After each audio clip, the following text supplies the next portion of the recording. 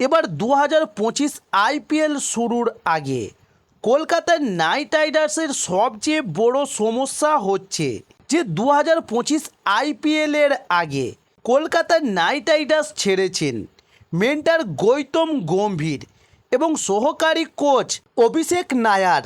তাই এবার খবর মিলছে যে নতুন মৌসুমে ব্যাটিং ও বোলিং কোচ পরামর্শদাতার সন্ধানে রয়েছে দলটি।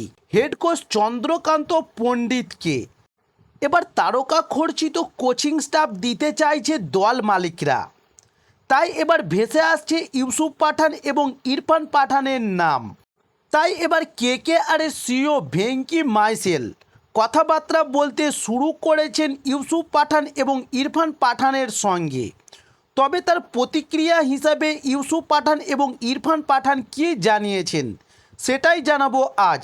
তবে তার জন্য সম্পূর্ণ ভিডিওটা দেখার অনুরোধ রইল। চলুন শুরু করি।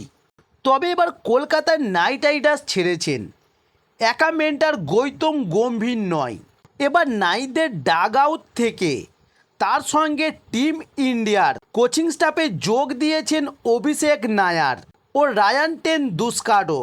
তবে মেন্টর ও দুই সহকারী কোচকে হারিয়ে এখন সমস্যায় পড়েছে কলকাতার নাইট রাইডার্সের ফ্র্যাঞ্চাইজি।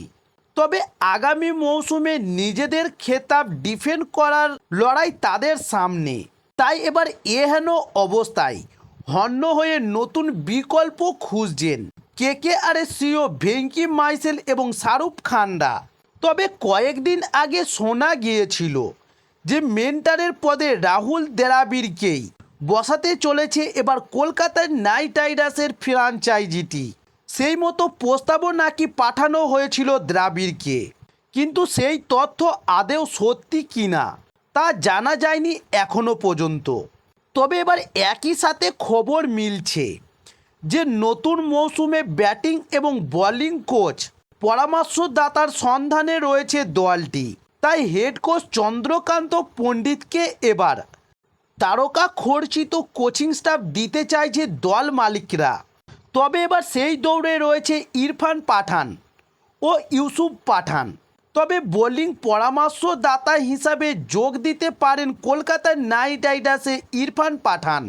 তবে ইরফান পাঠানের পাকিস্তানের বিরুদ্ধে হ্যাট্রিক রয়েছে তার।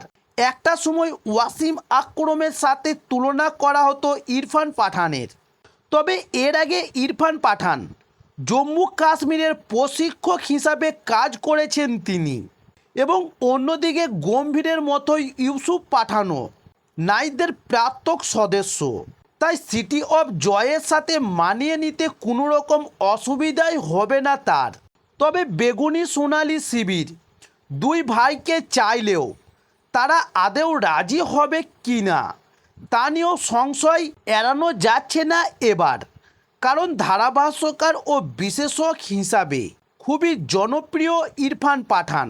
এছাড়াও অন্যদিকে ইউসুফ পাঠান পশ্চিমবঙ্গের বহরমপুর লোকসভা কেন্দ্রে থেকে নির্বাচিত হয়েছেন ইউসুফ পাঠান। তাই এবার সেই সব কাজ ফেলে ইউসুফ পাঠান এবং ইরফান পাঠান তারা কি আদৌ যোগ দিবেন এবার 2025-এর আইপিএলে কলকাতার নাইট রাইডার্সের ফ্র্যাঞ্চাইজিতে? তবে তার উত্তর মিলবে কিছুদিনের মধ্যেই। তাই এবার জানিয়ে রাখি, সেই সমস্ত ভিডিওগুলো পেতে হলে অবশ্যই আমার চ্যানেল নতুন হলে চ্যানেলটি সাবস্ক্রাইব করে সঙ্গে থাকুন। নমস্কার।